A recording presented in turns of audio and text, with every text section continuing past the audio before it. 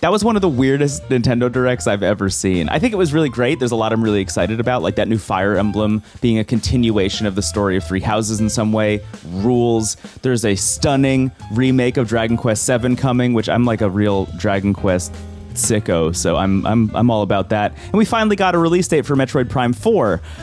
But there was also Samus riding a motorcycle through a desert.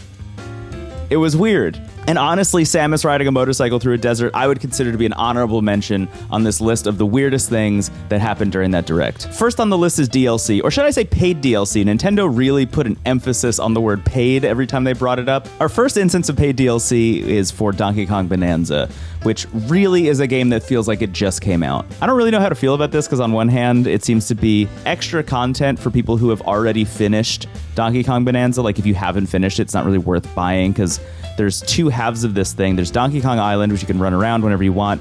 But then there's Emerald Rush mode, which is like this kind of time-based roguelike set in Donkey Kong Bonanza, which you can only play if you finish the game already. The thing is, Donkey Kong Bonanza came out like a month ago, and this DLC is $20, and it's coming out so soon after release, it just doesn't feel good. There's like a piece of my body that like reacts negatively to this. It almost has shades of like Mass Effect 3 EA or like Ubisoft throughout the entirety of Ubisoft's existence. And if we all thought that Donkey Kong Bonanza DLC was coming too soon, they went on to announce paid DLC for Pokemon Legends ZA with 2 versions of Raichu, like a Mega Raichu evolution, an X and a Y version. And guess what, folks? That game's not out. I'm usually not this guy. Like, if you've seen any of my videos before or listened to any of my podcasts, you know I'm not this guy, so I'll put a little more oomph on it this time. But in the case of something like Pokemon Legends ZA, if you're announcing extra story content as paid DLC before that game is even out, it feels to the consumer more like you had that in the game and cut it and then decided it was paid DLC instead of just including it in the video game. I already feel that way a little bit about the Donkey Kong Bonanza stuff, and I feel that even more so about Pokemon Legends ZA. I think the best thing you can do in this situation if you disagree with the practice is just not buy the DLC. Like, Donkey Kong Bonanza came out so recently that I'm still not done with it. I haven't finished that game yet because other stuff has come out in the meantime, which has taken all of my attention. But even when I'm done with it, I don't know if I'm going to pay another $20 to get like a kind of hub area to hang out in, and then also this roguelike mode. As interested as I am in Nintendo making a roguelike, or at least trying to, like, I don't know if I need it to be in Donkey Kong Bonanza specifically. And this isn't a nobody asked for this situation. Like, I think developers should be free to make whatever they want, and they should try out new cool things, but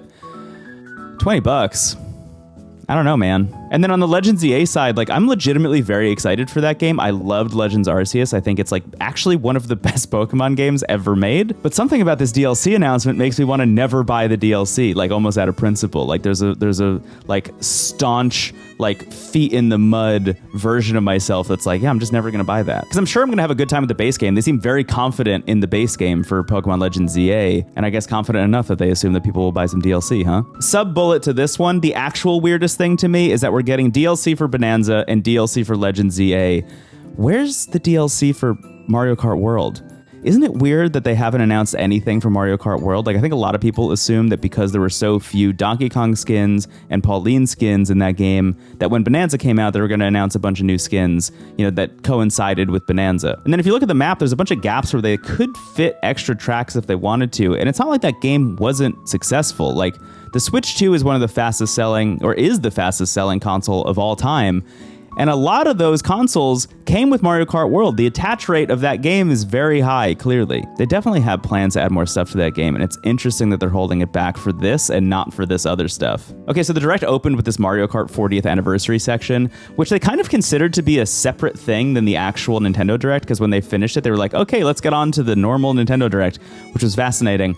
But this 40th anniversary section had a bunch of stuff in it, and I want to particularly hone in on Mario Galaxy. So what they considered to be the main event of the Mario 40th anniversary is a new Super Mario Brothers movie, a sequel to the last one with Chris Pratt and Jack Black and Anya Taylor-Joy and, you know, the whole crew. This one is called the Super Mario Galaxy movie. It comes out in March of 2026, and to commemorate that movie coming out and also the 40th anniversary simultaneously, they're releasing a bundle pack of Super Mario Galaxy 1 and 2 on the Nintendo Switch. Now, the thing that's weird about this is that Super Mario Galaxy is technically already on the Switch. I already have it on my Switch over in my bedroom right now. The reason is in 2020, they had a timed release, which a lot of people remember and hated at the time, which was the Super Mario 3D All-Stars collection. And it had Super Mario 64, Super Mario Sunshine, and then Super Mario Galaxy. But now with this new collection, you can get both games physically on a cartridge for $70, or digitally, you can buy each one for $40.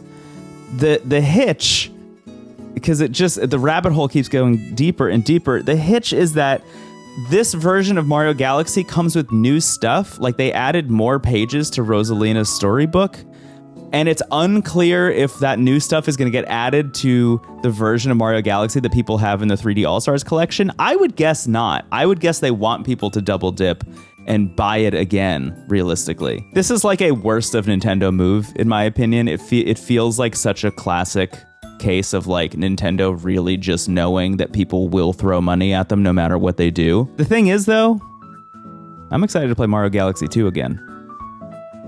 I'm going to play it. There are very few parts of the Direct where I like very audibly reacted, and one of them was when they said, we have an update for the Nintendo Switch Online Plus expansion pack, and then they showed Virtual Boy.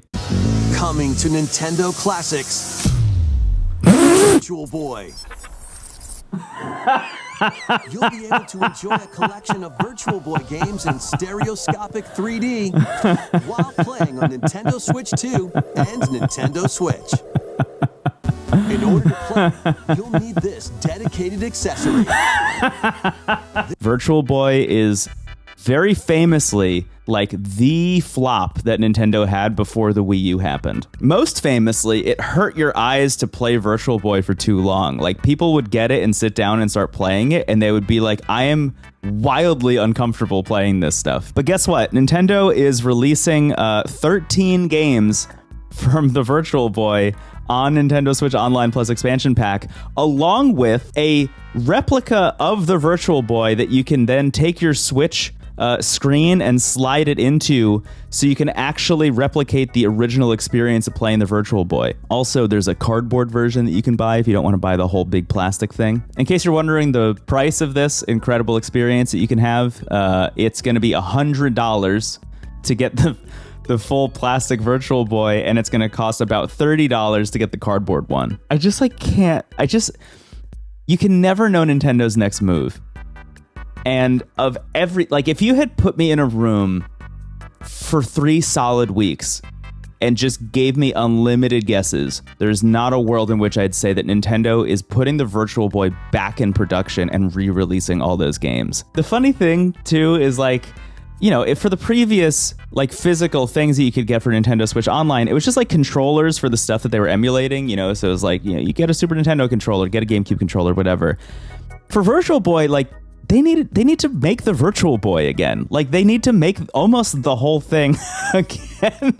They need to make the whole thing again. And for the low price of $100 and then also your subscription fee, you too can have your eyes hurt. Huge shout out to everyone who takes a chance on this or is for some reason a Virtual Boy diehard and is like over the moon about this. I'll give a shout out actually to John Cartwright over at Good Vibes Gaming, who I saw already has one on order. Major respect. I'm excited to see that video, man. I just want to be clear here. Weird doesn't always mean bad. Like, even the Virtual Boy stuff, I don't think it's bad. I just think it's weird. It's funny and it's weird. And I kind of love that. And that's, you know, one of the things that I think Nintendo does very well. Again, never let them see your next move. But if there's one thing that perfectly encapsulates weird doesn't equal bad, it's everything that happened in the Tomodachi Life trailer. Tomodachi Life Living the Dream is an upcoming sequel to a 3DS game that I loved desperately. This thing is coming out in spring 2026, and the trailer really it kind of speaks for itself. Me characters you create will enjoy their island life however they see fit. This me looks bored all by their lonesome.